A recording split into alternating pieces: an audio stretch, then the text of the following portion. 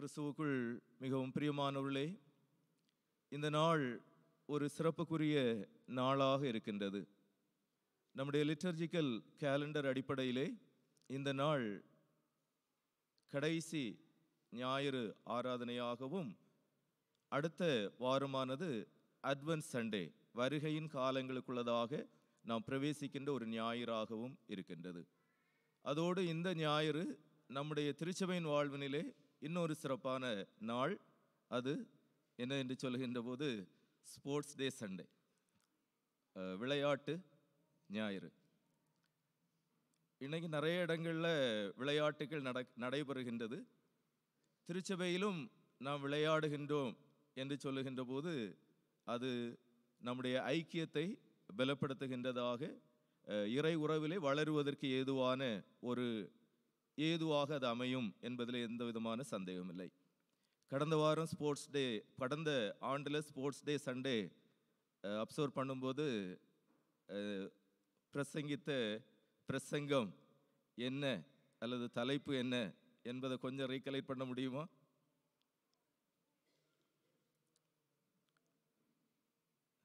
யோசிக்க முடியல.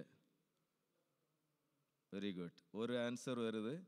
நீங்களும் பெற்றுக்கொள்ளத்தக்கதாக ஓடுங்கள் என்று சொல்லி நாம் சிந்தித்தோம்.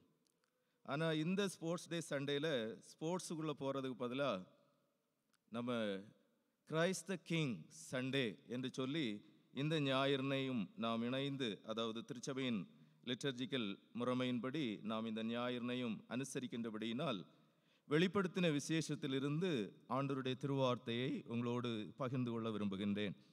வெளிப்படுத்துதல் 1வது அதிகாரத்தின் 5, 6 ஆகிய வசனங்களை நாம் படிக்கின்ற போது, உண்மையுள்ள சாட்சியும் மரித்தோரிலிருந்து எழுந்து முதற் பிறந்தவரும் பூமியின் ராஜாக்களுக்கு அதிபதியுமாகிய இயேசு கிறிஸ்துவினாலும் உங்களுக்கு கிருபையும் சமாதானமும் உண்டாவதாக.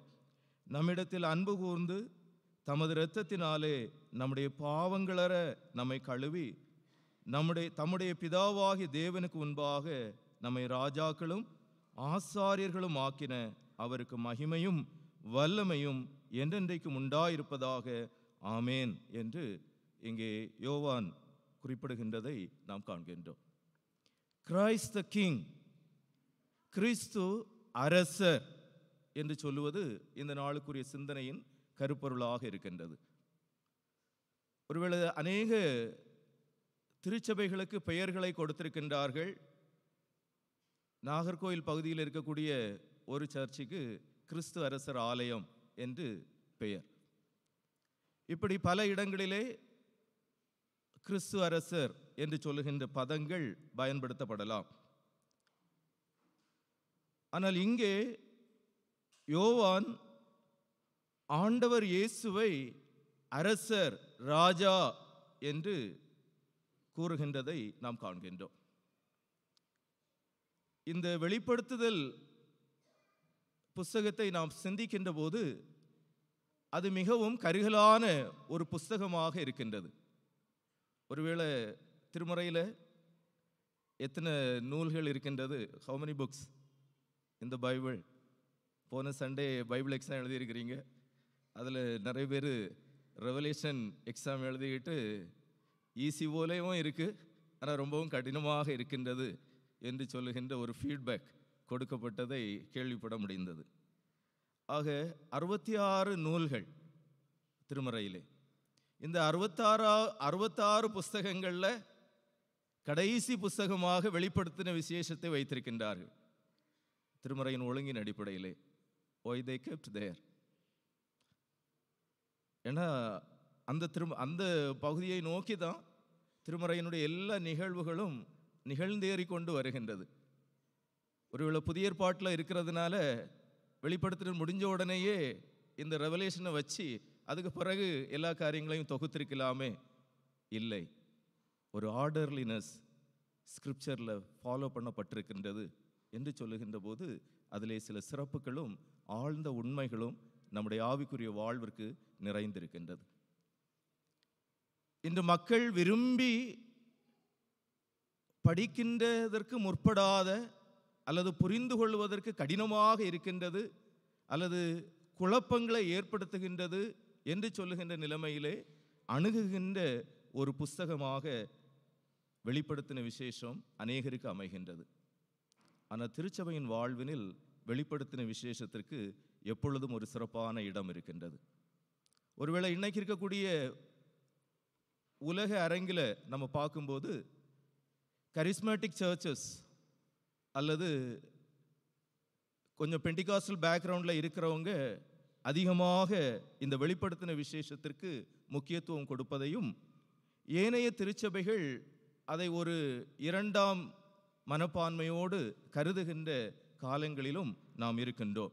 ஏனெனில் அதில் இருக்கக்கூடிய ஆழ்ந்த சத்தியங்களை அறிந்து கொள்வதற்கும் அதை பிரசங்கிப்பதற்கும் இருக்கக்கூடிய சிரமங்கள் என்பவைகளெல்லாம் அதற்குள் நிறைந்திருக்கின்றது என்பதையும் நாம் எண்ணி பார்க்க கடமைப்பட்டவர்களாகவே இருக்கின்றோம். எனினும் இங்கே திருமறையிலே நாம் படிக்கின்ற போது அநேக நூல்களை அநேக மனித ஆசிரியர்களை கொண்டு ஆண்டவர் எழுதி இருக்கின்றார். நம்முடைய கரங்களிலே திருவார்த்தைகளாக அவைகளை தொகுத்து தந்திருக்கின்றார். அவனமாக ஆண்டவரால் பயன்படுத்தப்பட்ட சிறந்த மனிதர்களில் ஒருவராக திகழ்கின்றவர் யோவான். ஆண்டவருடைய சீடர்களில் தன்னுடைய இருதயத்திற்கு ஏற்றவன் என்று சொல்லுகின்ற நிலைமையில் சங்கீதத்தில் அல்லது பழைய ஏற்பாட்டில் தாவீதை காணுகின்றார். ஆனால் ஆண்டவர் இயேசுவின் மார்பில் சாய்ந்திருக்கக்கூடிய ஒரு சிநேகிதன் என்று சொல்லுகின்ற நிலைமையினில் ஆண்டவர் கண்ட ஒரு நபர் யோவான். அந்த யோவான் எழுதின நூல்கள் என்று சொல்லுகின்ற போது 3 கேட்டகரியில் இருக்கு. ஒன்று, நற்செய்தி நூல்களை அவர் எழுதியிருக்கின்றார், யோவான் எழுதிய நற்செய்தி நூல். 3, நிருபங்களை எழுதியிருக்கின்றார், வெளிப்படுத்தின விசேஷத்தையும் எழுதியிருக்கின்றார். அப்படின்னு சொன்னா ஆண்டவர் இயேசு இந்த உலகத்தில் வாழ்ந்த போது மனிதராக ஹிஸ்டாரிக்கல் ஜீசஸ் அவரை தன்னுடைய வாழ்வில் இருதயத்தோடு இருதயமாக அனுபவமாக கண்டவர், பெற்றவர். கடவுளின் இருதயத்தின் துடிப்பை அறிகின்ற தன்மை உடையவராக திகழ்ந்தவர். ஆக நற்செய்தி நூலில் ஆண்டவரை எழுதுகின்ற போது அவர் ஒரு ப்ராஃபெட் என்று எழுதுகின்றார். ஆழ்ந்து படித்தோம் என்று சொன்னால் கருப்பொருளாக நாம் எடுக்கின்ற போது, தன்னுடைய நிருபங்களை எழுதுகின்ற போது he is a priest, one who mediates between God and human and restores right relationship in human and God என்று சொல்லுகின்ற நிலைமையிலே தன்னுடைய நிருபங்களை எழுதுகின்றார். வெளிப்படுத்தின விசேஷத்தை எழுதுகின்ற போது ஆண்டவருடைய மூன்றாவது ஒரு தன்மை என்று சொல்லுகின்ற போது he is the king என்று சொல்லுகின்றார். தன்னுடைய நற்செய்தி நூல்களிலே உண்மையுள்ள சாட்சியாக இன்றைக்குடைய நாம் படித்தோம். யோவான் எழுதிய நற்செய்தி நூல் 18வது அதிகாரத்திலே சத்தியத்தை குறித்து சாட்சி பகர்வதற்காக வந்த ஆண்டவர் என்று சொல்லுவதை அங்கே யோவான் தன்னுடைய நற்செய்தி நூலிலே சிறப்பாக எழுதுகின்றார். அதே யோவான் நம்முடைய பாவங்களுக்கான ஒரு பரிகாரம், இயேசு கிறிஸ்துவின் இரத்தம் சகல பாவங்களை நீக்கி நம்மை சுத்திகரிக்கும் என்று சொல்லுகின்ற நிலைமையினில் தன்னுடைய நிருபங்களிலே எழுதுகின்றார். இங்கே வெளிப்படுத்தின விசேஷத்திலே அவர் எழுதுகின்ற போது அவர் எப்படிப்பட்ட உன்னதமான ஒரு ராஜாவாக இருக்கின்றார் என்று சொல்லுவதை எழுதுகின்றார். ஆக இன்று மக்கள் இந்த திருமறை பகுதிகளை அணுகுவதிலே குழப்பமடைகிறார்கள் அல்லது இதை ஒதுக்கி வைக்கின்றார்கள் என்று சொல்லுகின்ற போது காரணம் புஸ்தகத்தில் இல்லை.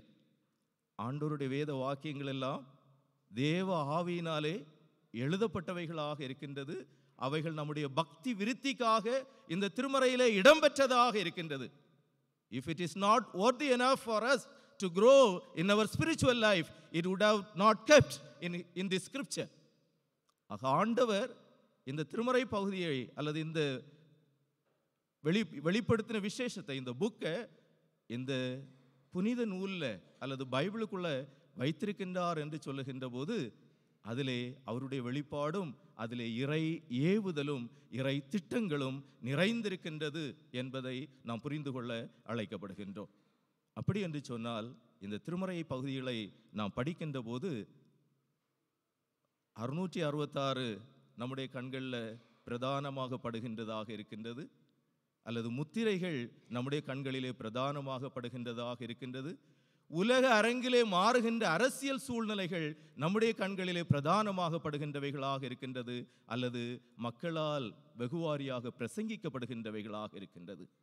அவைகளெல்லாம் இந்த நூலுக்குள் இருந்தாலும் பிரதானமாக இருப்பது யார் என்று சொல்லுகின்ற போது கிரைஸ்ட் த கிங், ஆண்டவர் இயேசு அரசராக இருக்கின்றார். அவர் செயல்படுகின்றார், அவர் வரலாற்றில் தம்மை வெளிப்படுத்துகின்றார் என்கின்ற ஒரு கண்ணோட்டத்தோடு இந்த வெளிப்படுத்தின விசேஷத்தை நாம் படிக்கின்ற போது இந்த நூல் அல்லது இந்த புஸ்தகம் நம்முடைய ஆவிக்குரிய வாழ்விற்கு சுவை சேர்க்கின்றதாக, மிகுந்த ஆவல் கொடுக்கின்ற ஒன்றாக, ஒரு எதிர்பார்ப்பினை உண்டாக்குகின்றதாக இருக்கும் என்று சொல்லுவதிலே எந்த சந்தேகமும் இல்லை. In what perspective we look at the book, that is very important.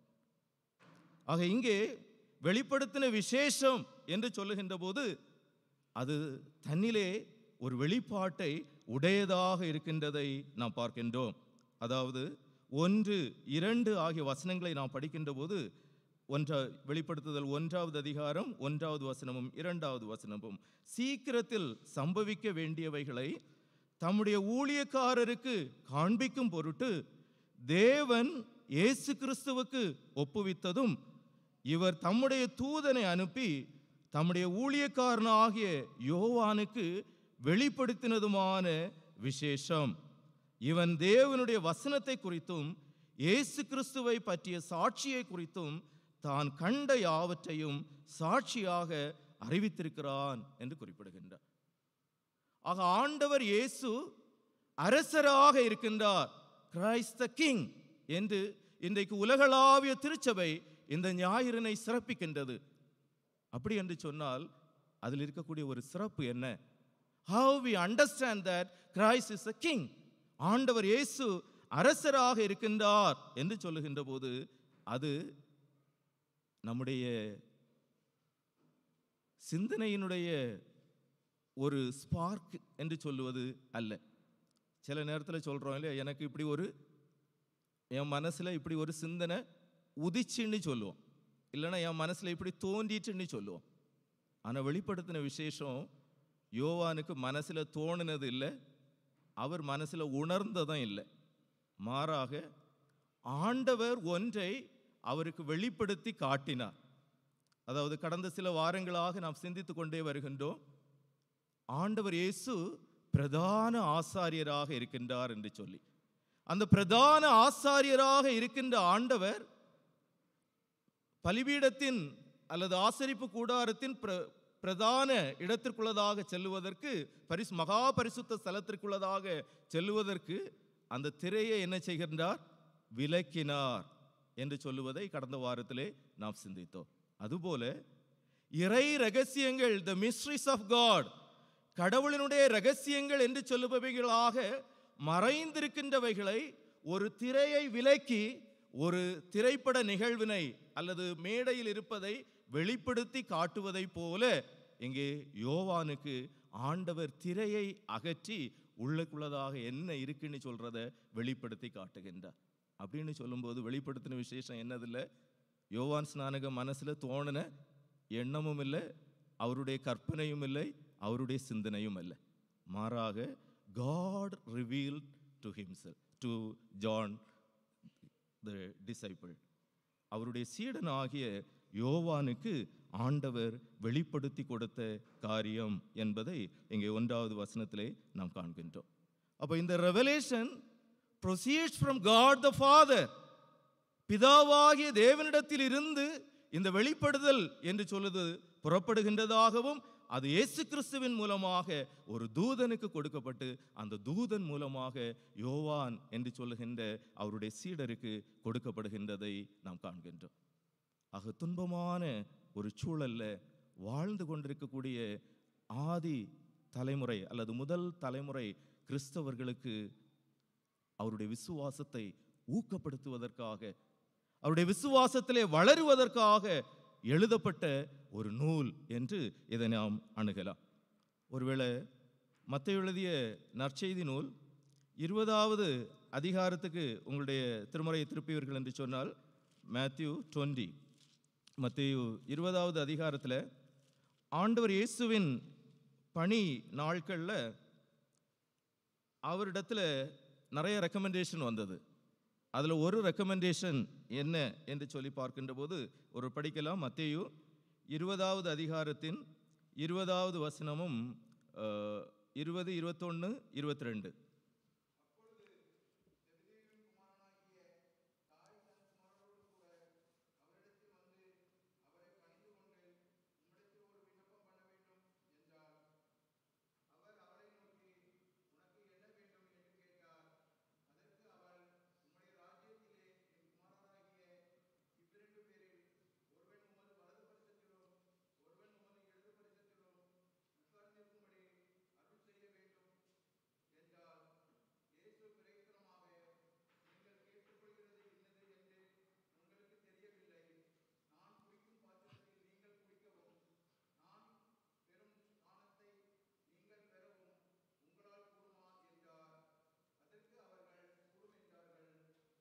சரி, ஆண்டவர் இயேசு தன்னுடைய ஊழியத்தை செய்த நாட்களில் யார் அறிஞ்சாங்களோ அறியலையோ, செபெதேவின் புத்திரருடைய தாயார் ஆண்டவர் இயேசுவை யாருன்னு அறிஞ்சிருந்தாங்க, கிரைஸ்ட் த கிங். அதனால தான் she made a request with Christ.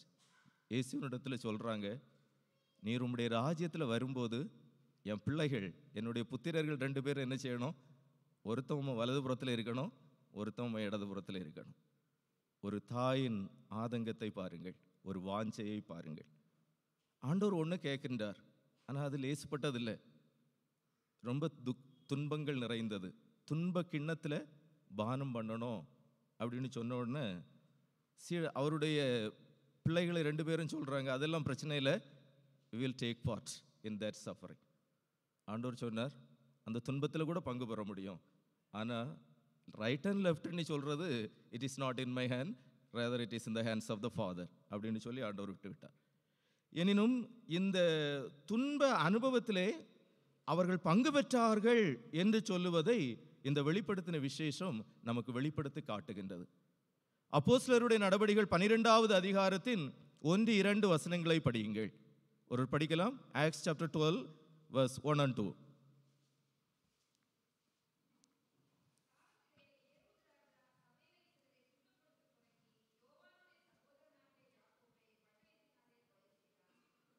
சரி, ஆண்டவரே என் பிள்ளையில ஒருத்தன் வலது பக்கத்தில் இருக்கணும், உமக்கு வலது பக்கத்தில், என் பிள்ளையில இன்னொருத்தன் உமது இடது பக்கத்தில் இருக்கணும்னு கேட்டாங்க. request granted and he became the first martyr from the apostles. அப்போஸ்தலருடைய நடவடிக்கைகள் 7வது அதிகாரத்தை நாம் படிக்கின்ற போது முதல் கோதுமை மணியாக இந்த பூமியிலே ஆண்டவருக்காக இரத்த சாட்சியாக விழுந்தது ஸ்தேவான். அவர் அப்போஸ்தலர்களில் ஒருவர் அல்ல, திருச்சபையின் விசுவாச குழாமில் அல்லது சீடர்களில் ஒருவர் என்று கூறலாம். ஆனால் முதல் அப்போஸ்தலனாக இரத்த சாட்சியாக ஆண்டவருக்காக மரித்தவர் என்று சொல்லுகின்ற போது யாக்கோபு. அதே யாக்கோபின் அடுத்த சகோதரர் யோவான், அவரும் இந்த துன்ப கிண்ணத்திலே பானம் பண்ணுகின்றவராகத்தான் இருந்தார். அவர் துன்ப கிண்ணத்தில் பானம் பண்ணினார் என்று சொல்லுவதற்கான வார்த்தைகள் இங்கே வெளிப்படுத்துதலே இருக்கின்றது. வெளிப்படுத்துதல் 1வது அதிகாரத்தின் 9வது வசனத்தை நாம் படிக்கின்ற போது ரெவலேஷன் 1:9, உங்கள் சகோதரனும் இயேசு கிறிஸ்து நிமித்தம் வருகிற உபத்திரவத்திற்கும் அவருடைய ராஜ்யத்திற்கும் அவருடைய பொறுமைக்கும் உங்கள் உடன் பங்காளனுமாயிருக்கிற யோவானாகிய நான் தேவ வசனத்து நிமித்தமும் இயேசு கிறிஸ்துவை பற்றிய சாட்சி நிமித்தமும் பத்மு என்னும் தீவிலே இருந்தேன். I was in the island of Patmos. ஏன் இந்த ஒரு தீவில் அவர் இருந்தார்? சுற்றி பார்க்குறதுக்கு போனாரா? இல்லை, நாடு கடத்தப்பட்டார். ஒருவேளை ஆங்கிலேயர்கள், ஈஸ்ட் இந்தியன் கம்பெனி கொலோனியல் பீரியடில் நம்முடைய நாட்டை ஆண்டபோது நம்முடைய தேசத்தின் ஒரு பகுதியாக இருக்கக்கூடிய அந்தமான் இன்னைக்கு நம்முடைய கலாச்சாரத்தை உலகத்துக்கு காட்டக்கூடிய ஒரு இடம், இயற்கையின் வளங்களை உலகிற்கு எடுத்து சொல்லுகின்ற ஒரு சூழல் என்று சொல்லுகின்ற நிலைமையிலே அந்தமான் கருதப்படுகின்றது. பெஸ்ட் டூரிஸ்ட் ஸ்பாட்ஸ் என்று சொல்லுகின்ற நிலைமையில். ஆனால் அன்னைக்கு கொலோனியல் பீரியடில் அப்படி இல்லை. ஃபோர்ட் பிளேயர்னு சொன்னாலே என்னது தான், கைதிகளை நாட்டில் இங்கே கலகம் செய்கிறவங்கள, இங்கே ஒரு டிஸ்டர்பன்ஸை உருவாக்குகிறவங்கள எங்கே என்ன செய்யணும், அங்கே கொண்டு பாதாள சிறையில் அடைத்து வைப்பதற்கு, கைதிகளை நாடு கடத்துவதற்கு ஏதுவாக பயன்படுத்தப்பட்ட ஒரு இடம் என்பதை போல இங்கே பத்மு தீவிற்கு யோவான் கடத்தப்படுகின்றார் என்று சொல்லுகின்ற போது ஆதி திருச்சபை சந்தித்த துன்பமான ஒரு சூழல். ஆண்டவர் இயேசுவிற்கு சான்று பகர்ந்தது நிமித்தமும், ஆண்டவர் இயேசுவினுடைய வசனங்களின்படி வாழ்கின்றது நிமித்தமும் அவர் துன்பத்திற்குள்ளாகுகின்றார். அந்த துன்பத்திலே உடன் பங்காளனாக பத்மு தீவிற்கு கொண்டு செல்ல நாடு கடத்தப்படுகின்றவராக இருக்கின்றார். அந்த நாடு கடத்தப்பட்ட அனுபவத்தில் அவருக்கு மனசில் தோன்ற காரியம் இல்லை, ஆண்டவர் அவருக்கு வெளிப்படுத்தி கொடுத்த காரியம்தான் வெளிப்படுத்தின விசேஷம். அதிலே அவர் ராஜாவாக காணுகின்றார். வெளிப்படுத்தின விசேஷம் 1வது அதிகாரத்தின் 10வது வசனத்தை நாம் படிக்கின்ற போது, கர்த்தருடைய நாளில் ஆவிக்குள்ளானேன், அப்பொழுது எனக்கு பின்னாலே எக்காலம் போன்ற பெரிதான ஒரு சத்தத்தை கேட்டேன். 11வது வசனம், நான் அல்பாவும் ஒமேகாவும் முந்தினவரும் பிந்தினவருமாயிருக்கிறேன், நீ காண்கிறதை ஒரு புஸ்தகத்தில் எழுதி ஆசியாவில் இருக்கிற 7 சபைகளுக்கும் அனுப்பு என்று விளம்பினது. அப்போ ரெவலேஷனை நம்ம படிக்கும்போது நம்ம மனசில் என்னது இருக்கணும், இந்த ஒரு பெரிய பிக்சர் இருக்கணும். கிரைஸ்ட் த கிங், வேற எதுவும் இல்லை. ஆண்டவர் சபைகளுக்கு அரசராக, இன்னும் எல்லாவற்றுக்கும் அவர் அரசராக இருக்கின்றார் என்று சொல்லுகின்ற ஒரு உளமார்ந்த புரிதல் உண்டாகுகின்ற போது இந்த திருமறை நமக்கு மிகுந்த அர்த்தம் கொடுக்கின்றதாக இருக்கின்றது. அதோடு மாத்திரமல்ல, இங்கே கர்த்தருடைய நாளில் ஆவிக்குள்ளானே ஒரு ரெவலேஷன் நமக்கு கிடைக்கணும்னு சொன்னா கர்த்தருடைய ஆவிக்குள்ளாக மாறணும். ஒருவேளை வெள்ளிக்கிழமை ஜெபத்துக்கு வந்தவங்களுக்கு பவுலப்போஸ்தலனுடைய ஜெபங்கள் என்று சொல்லுவதில் 1 கொரிந்தியர்ல அவர் ஜெபித்த ஒரு ஜெபத்தை குறித்து நாம் சிந்தித்தோம். நான் ஆவியோடும் ஜெபிப்பேன், நான் கருத்தோடும் ஜெபிப்பேன், நான் ஆவியோடும் பாடுவேன், நான் கருத்தோடும் பாடுவேன் என்று சொல்லி வரங்களிலே உண்டாகுகின்ற, ஆவிக்குரிய வரங்களிலே உண்டாகுகின்ற கொரிந்து திருச்சபையில் உண்டான ஒரு குழப்பச் சூழலை அவர் அங்கே தன்னுடைய ஜெபத்தின் வாயிலாக சரி செய்கின்றதை காண்கின்றோம். அதுபோல இங்கே ஆதி திருச்சபையை இறை வெளிப்பாட்டை கொடுப்பதற்கு யோவானை ஆண்டோர் பயன்படுத்துகின்ற போது அவரை ஆவிக்குள்ளாக கொண்டு செல்லுகின்றார், இந்த ஸ்பிரிச்சுவல் ரிலம். ஆக அதுவே இந்த வெளிப்பாடினை ஆண்டவரிடத்திலிருந்து பெற்று இறைமக்களுக்கு கொடுக்கின்ற ஒரு கருவியாக அவரை பயன்படுத்துகின்றதாக இருக்கின்றதை நாம் பார்க்கின்றோம். இந்த வெளிப்பாடு ஆதி திருச்சபைக்கு கொடுக்கப்பட்டது, இன்னும் நம்முடைய கரங்களிலையும் கொடுக்கப்பட்டிருக்கின்றது. எதற்காக கொடுக்கப்பட்டிருக்கின்றது? 5வது வசனத்தை 3வது வசனத்தில் நாம் படிக்கின்ற போது, இந்த தீர்க்க தரிசன வசனங்களை வாசிக்கிறவனும் கேட்கிறவர்களும் இதில் எழுதியிருக்கிறவர்களை கை கொள்ளுகிறவர்களும் பாக்கியவான்கள், காலம் சமீபமாயிருக்கிறது. இன்னும் நிறைய பேருக்கு ஒரு பாயிண்ட் என்னன்னு சொன்னா, ஆலயத்துக்கு நாங்கள் ரெகுலராக வரும்போது என்ன கேட்குறோம், வசனங்கள் ஏராளமாட்டு புல்பிட்லேருந்து படிக்கப்படுகின்றது. அது எங்களுக்கு படிக்க தெரியாதோ? It is in our hand. No, we read, we can understand. Why we need to hear? வசனம் சொல்லுகின்றது, இந்த தீர்க்க தரிசன வசனங்களை வாசிக்கிறவனும் கேட்கிறவர்களும். We read the scripture regularly and we hear the scripture corporately also. Why? வசனங்களை படிக்கும்போது ஒரு 30% நம்மளே படிக்கும்போது நமக்கு கொஞ்சம் புரியும். இன்னும் கொஞ்சம் % கூடும்போது, நம்ம இந்த மாதிரி கூடி வரும்போது எல்லாருக்கும் அது இன்னும் கொஞ்சம் புரிகிற அளவுக்கு வரும். ஒரு 80% என்று சொல்லுகின்ற நிலைமையில் வாசித்தும் கேட்டும் வரும்போது what we really need to observe என்று சொல்லுகின்ற ஒரு ப்ராக்டிக்கல் சூழ்நிலைக்குள்ள நம்ம அது டைரக்ட் பண்ணும் அப்படின்னு சொல்லுகின்றதையும் நாம் புரிந்து கொள்ள முடியும். ஆக இங்கே வசனங்களை வாசிக்கவும் வேண்டும், வசனங்களை கேட்கவும் வேணும், வசனங்களை கை கொள்ளவும் வேணும். அதை தான் ஆண்டவர் இயேசு விதை விதைக்கிறவனுடைய ஓமையில சொல்லிக் கொடுக்கின்றார். நான் சொல்லிய வார்த்தைகளை கேட்டு அப்புறம் கன்மலையின் மீது அஸ்திபாரமிடப்பட்ட வீடு என்று சொல்லுகின்றார்.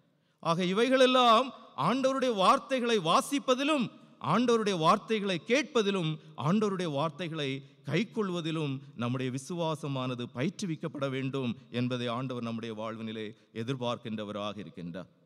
இப்படிப்பட்ட ஒரு திரை அகற்றப்பட்டு வெளிப்படுத்தி கொடுக்கப்பட்டிருக்கக்கூடிய இந்த வார்த்தைகளை எவ்வளவு தூரம் நாம் வாசிக்கின்றோம்? சற்று சிந்தித்து பார்ப்போம்.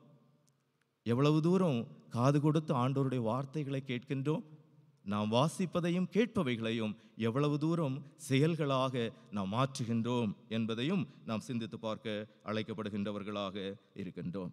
ஆக இவ்வண்ணமாக ஆண்டவருடைய வார்த்தைகள் நமக்கு வெளிப்படுத்தி தருகின்ற போது அவர் ராஜாவாக இருக்கின்றார் என்று சொல்லுகின்ற போது, இந்த ராஜா எத்தகையவர் என்று சொல்லுகின்ற போது அவர் நித்தியமான ராஜாவாகவும் நம்முடைய ஆராதனைக்கு உரியவராகவும் இருக்கின்றார்.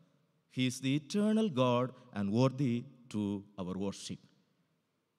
அவர் நிலைவரமான ராஜா, அவர் நமது ஆராதனைக்கு உரியவர் என்று சொல்லுவதை திருமறை நமக்கு கற்றுத்தருகின்றது. வெளிப்படுத்தின விசேஷத்திலே சிறப்பாக நீங்கள் படித்தீர்கள் என்று சொன்னால், வெளிப்படுத்தின விசேஷம் 19வது அதிகாரத்திலே நாம் படிக்கின்ற போது அங்கே ஆண்டவர் இயேசுவினுடைய ராஜ்யத்துவம் என்பதெல்லாம் வெகுவாரியாக 19வது அதிகாரத்திலே நிறைய வசனங்கள் குறிப்பிடுகின்றது. அதில் 1வது வசனத்தையும் 4வது வசனத்தையும் படிக்கின்றேன்.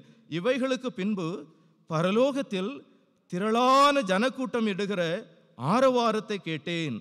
அவர்கள் அல்லேலூயா, இரட்சண்யமும் மகிமையும் கனமும் வல்லமையும் நம்முடைய தேவனாகிய கர்த்தருக்கே உரியது. அவருடைய நியாய தீர்ப்புகள் சத்தியமும் நீதியும் மானவைகள்.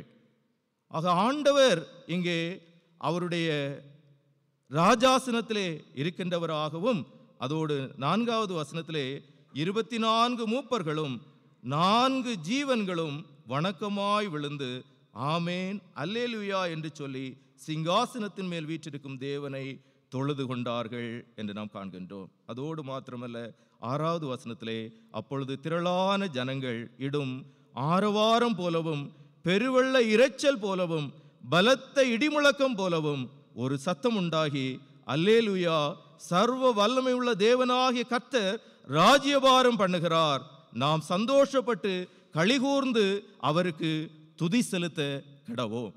ஆண்டவருடைய சமூகத்திலே நாம் கடந்து வருகின்ற போதெல்லாம் ஏசாயா தீர்க்கன் கண்ட இறைக்காட்சியின் அனுபவம் நம்முடைய ஆழ் மனதிலே உண்டாக வேண்டும். கர்த்தராகிய ஆண்டவரை என் கண்கள் கண்டதே. உயரமும் உன்னதமான சிங்காசனத்தில் வீற்றிருக்கின்ற ஆண்டவரை காணுகின்ற ஒரு காட்சியை இங்கே வெளிப்படுத்தின விசேஷத்திலே யோவான் பெறுகின்றதை நாம் பார்க்கின்றோம். அதோடு 10வது வசனத்திலே, 19வது அதிகாரத்தின் 10வது வசனத்திலே, அப்பொழுது அவனை வணங்கும்படி அவனுடைய பாதத்தில் விழுந்தேன். அவன் என்னை நோக்கி, இப்படி செய்யாதபடிக்கு பார், உன்னோடும் இயேசுவை குறித்து சாட்சியிட்ட உன் சகோதரரோடும் கூட நானும் ஒரு ஊழியக்காரன். தேவனை தொழுதுகொள், இயேசுவை பற்றின சாட்சி தீர்க்க தரிசனத்தின் ஆவியாயிருக்கிறது என்றான் என்று நாம் காண்கின்றோம். ஆக வெளிப்பாட்டை கொண்டு தந்தவரை என்ன செய்கிறான்? தூதனை யோவான் ஸ்நானன் பணிந்து கொள்வதற்கு முற்படுகின்ற போது அவன் சொல்லுகின்றான், என்னை தொழுது கொள்ளாத ஆண்டவரை தொழுது கொள் என்று சொல்லுகின்றான். ஆக ராஜ்யம் என்று வருகின்ற போது, when power comes in or given to a person, அது அடுத்த நிலைமைக்கு எங்கே கொண்டு போகுது? பவருடைய உச்சகட்டம் ஆராதனைக்கு கொண்டு போகுது. தானியேல் தீர்க்கதரிசியின் புஸ்தகத்தை படிச்சிங்கன்னு சொன்னால் 3வது அதிகாரம் இன்னும் 6வது அதிகாரத்துல எல்லாம் போகும்போது அங்கே சாத்ராக் மேஷாக் ஆபேத்நேகோவுக்கு வரக்கூடிய ஒரு சூழலும், தானியேலை தூக்கி சிங்கக்கபியில் தூக்கி போடுறதுக்கு காரணம் என்னது? நான் நிறுத்தியிருக்கக்கூடிய சிலையை வணங்கணும், ராஜாவை வணங்கணும் அப்படின்னு சொல்லுகின்ற பவரினுடைய உச்சம் என்று சொல்லுகின்ற நிலைமைக்கு, மனிதர்களை வணங்குவதற்கு அல்லது தன்னுடைய கிரியைகளை வணங்குவதற்கு, தன்னுடைய மனித வல்லமைகளை வணங்குவதற்காக முற்படுத்தப்படுகின்ற அல்லது வலியுறுத்தப்படுகின்ற ஒரு சூழலிலே தானியேலும் அவருடைய கூட்டாளிகளும் ஆண்டவருக்கு தொழுது கொள்வதற்கு முற்படுகின்ற ஒரு அனுபவத்தை அங்கே நாம் காண்கின்றோம். அதே போல இங்கே யோவான் ஸ்நானகன் ராஜாக்களை வணங்குகின்ற ஒரு போங்கு மேலோங்கி வருகின்ற ஒரு காலத்தில் இறைமக்களை ஆண்டவர் இயேசுவுக்குள்ள உள்ள விசுவாசத்தில் வழி நடத்துகின்றார். It is Christ is the eternal king. அவர் நித்தியமான ராஜா, கடவுள் ஒருவரே நித்தியமான ராஜா, அவர் ஒருவரே நம்முடைய ஆராதனைக்கு உரியவர் என்று சொல்லுகின்ற நிலைமையிலே தன்னையும் தனது மக்களையும் ஆண்டவர் இயேசுவின் திருச்சபையையும் அவர் வழிநடத்துகின்றவராக இருக்கின்றார். இன்று நம்முடைய வாழ்வின் சூழலை நாம் சிந்தித்து பார்ப்போம். எவைகளை நாம் நித்தியமானவைகளாக கருதுகின்றோம்? ஃபார் ஜெனரேஷன் டு கம் என்று சொல்லுகின்ற நிலைமையில நம்ம ஃபவுண்டேஷன் போடணும்னு நினைக்கிறோம். இல்லைன்னு சொன்னா இவைகளை வணங்கணும்னு சொல்லுகின்ற நிலைமைக்கு மக்கள் எதிர்பார்க்கின்றவர்களாக இருக்கின்றார்கள். இல்லை, ஆண்டவர் கூறுகின்றார் அவரே நித்தியமானவராகவும் அவர் ஒருவரே ஆராதனைக்கு உரியவராகவும் இருக்கின்றார். Book of Revelation and book of Daniel இரண்டும் அதற்கு மிகுந்த ஆதாரங்களை தருகின்றதாக இருக்கின்றது. இரண்டாவதாக நாம் சிந்திக்கின்ற போது இங்கே ராஜாவாகிய கிறிஸ்துவானவர் நம்மை விடுவிக்கின்றவராகவும் நம்மை அதிகாரப்படுத்துகின்றவராகவும் இருக்கின்றார். Christ the king liberates us and empowers us. அவர் நம்மை விடுவிக்கின்றார், அவர் நம்மை அதிகாரப்படுத்துகின்றார். எவ்வண்ணமான ஒரு விடுதலை அவர் நம்முடைய வாழ்விற்கு தருகின்றார் என்று சொல்லுகின்ற போது 6வது வசனம், யோவான் வெளிப்படுத்தின விசேஷம் 1வது அதிகாரத்தின் 6வது வசனத்திலே நாம் படிக்கின்ற போது, நம்மிடத்தில் அன்பு கூர்ந்து தமது இரத்தத்தினாலே நம்முடைய பாவங்களற நம்மை கழுவி நம்முடைய பிதாவாகிய தேவனுக்கு முன்பாக நம்மை ராஜாக்களும் ஆசாரியர்களும் ஆக்கின அவருக்கு மகிமையும் வல்லமையும் என்றென்றைக்கும் உண்டாயிருப்பதாக. I alone will be a king for ever என்று கூறுகின்ற மக்கள் தான் நான் நிறுத்தினதை வணங்கு, என்ன வணங்குன்னு சொன்னாங்க. ஆனால் நமக்கு ஒரு ராஜா இருக்கின்றார். We have a king, that is Christ. He is the priestly king. அவர் ஆசாரியத்துவ மரபின் வழி வருகின்ற ஒரு ராஜா. ஆகவே திரையை விலக்கி தருகின்றார். அந்த திரையை விலக்கி தந்து என்னோடு கூட நீங்களும் தடுக்கப்பட்ட இடத்திற்குள்ள வாருங்கன்னு சொல்லி மகா பரிசுத்த ஸ்தலத்திற்குள்ள கொண்டு போவதற்கு முற்படுகின்றார். இந்த ராஜா மகா பரிசுத்த ஸ்தலத்துக்குள்ள போனா அசுத்தத்தோட போக முடியாது. அதற்கு தன்னையே கிரயமாக கொடுக்கின்றார், தன்னுடைய இரத்தத்தையே விலையாக கொடுக்கின்றார். என்னுடைய பரிசுத்த இரத்தத்தினாலே கழுவப்பட்டவர்களாக என்னோடு கூட உள்ளே வாருங்கள் என்று ஆண்டவர் அழைத்து வருகின்றார். அவனமாக வருகின்ற போது அவர்கள் ராஜாக்களும் ஆசாரியர்களுமாக மாறுகின்றார்கள். கிங்ஸ் அண்ட் பிரீஸ்ட் என்று சொல்லுகின்ற நிலைமையில ஆண்டவர் நம்மை காணுகின்றவராக இருக்கின்றார். அதைத்தான் வெளிப்படுத்துதல் 5வது அதிகாரத்தில் நீங்க படித்தீங்கன்னு சொன்னால் 6வது வசனம், அப்படி இல்லை என்று சொன்னால் 5வது வசனமும் 6வது வசனமும், வெளிப்படுத்துதல் 5, 5, 6. அப்பொழுது மூப்பர்களில் ஒருவன் என்னை நோக்கி, நீ அழ வேண்டாம், இதோ யூதா கோத்திரத்து சிங்கமும் தாவீதும் வேறுமானவர் புத்தகத்தை திறக்கவும் அதன் 7 முத்திரைகளை உடைக்கவும் ஜெயங்கொண்டிருக்கின்றார். We have a king, he is victorious. He has conquered death. மரணத்தை ஜெயித்த ஒரு ராஜா நமக்கு இருக்கின்றார். தானியேல் தீர்க்கதரிசியின் புஸ்தகத்தை படித்தீங்கன்னு சொன்னா நேரம் இல்லை, அதை முத்திரை போட்டு வைன்னு சொல்லியிருக்கு. ஆனால் வெளிப்படுத்தின விசேஷத்தை படித்தீங்கன்னா முத்திரை போடாண்டான்னு சொல்கிறேன். அங்கே முத்திரை வேணும், இங்கே முத்திரை வேண்டாம் அப்படின்னு சொன்னால் it is open to all. we all can read and we all can understand. நமக்கு புரியாதவைகள் அல்ல என்று சொல்லுகின்ற நிலைமையிலே ஆண்டவருடைய திருவார்த்தைகள் நமக்கு புரிகின்ற தன்மையிலே கொடுக்கப்படுகின்றது, கேட்கப்படுகின்ற தன்மையிலே கொடுக்கப்படுகின்றது, நாம் பயிற்சி செய்கின்ற விதத்திலே நமக்கு கொடுக்கப்படுகின்றது. 6வது வசனம் 5, 6, அப்பொழுது இதோ அடிக்கப்பட்ட வண்ணமாயிருக்கிற ஒரு ஆட்டுக்குட்டி சிங்காசனத்திற்கும் 4 ஜீவன்களுக்கும் மூப்பர்களுக்கும் மத்தியிலே நிற்க கண்டேன் என்று கூறுகின்றார். அவர் புத்தகத்தை வாங்குகின்றார், அவர் திறக்கின்றவராக இருக்கின்றார். 8வது வசனத்தில் அந்த புஸ்தகத்தை அவர் வாங்கின போது அந்த 4 ஜீவன்களும் 24 மூப்பர்களும் தங்கள் தங்கள் சுரமண்டலங்களையும் பரிசுத்தவான்களுடைய ஜெபங்களாகிய தூப வர்க்கத்தால் நிறைந்த பொற்கலசங்களையும் பிடித்து கொண்டு ஆட்டுக்குட்டியானவருக்கு முன்பாய் விழுந்து, தேவரீர் புத்தகத்தை வாங்கவும் அதன் முத்திரைகளை உடைக்கவும் பாத்திரராயிருக்கிறீர். ஏனெனில் நீர் அடிக்கப்பட்டு சகல கோத்திரங்களிலும் பாசைக்காரிலும் ஜனங்களிலும் ஜாதிகளிலும் இருந்து எங்களை தேவனுக்கென்று உம்முடைய இரத்தத்தினாலே மீட்டு கொண்டு எங்கள் தேவனுக்கு முன்பாக எங்களை ராஜாக்களும் ஆசாரியர்களுமாக்கினீர். நாங்கள் பூமியிலே அரசாளுவோம் என்று புதிய பாட்டை பாடினார்கள். We will rule or we will have dominion over this earth.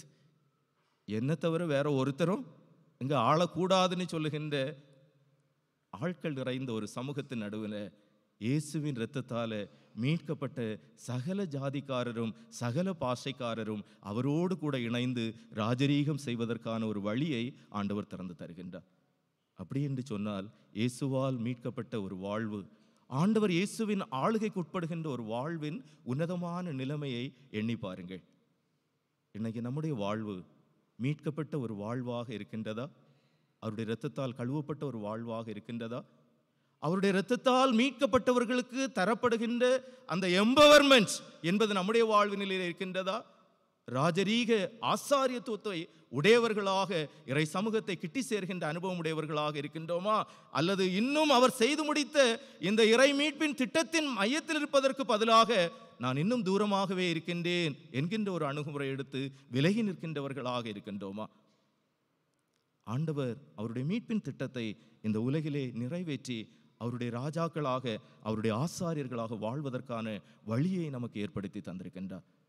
ஆக வருகையின் காலங்களுக்குள்ளதாக பிரவேசிப்பதற்காக ஆயத்தப்படுகின்றன.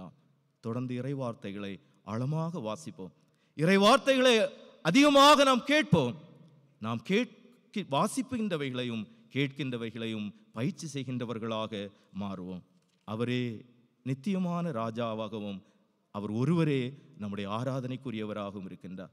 அவர் ஒருவரே நம்மை விடுவிக்கின்றவராகவும் நம்மை அதிகாரப்படுத்துகின்றவராகவும் இருக்கின்றார். அத்தகைய கிருபைகளை நன்மைகளை தொடர்ந்து இந்த நாளிலும் கிரைஸ்ட் த கிங் சண்டேல ஆண்டவர் நம்ம ஒவ்வொருவருக்கும் தந்து நம்மை ஆசீர்வதித்து வழி நடத்துவாராக. ஆமென்.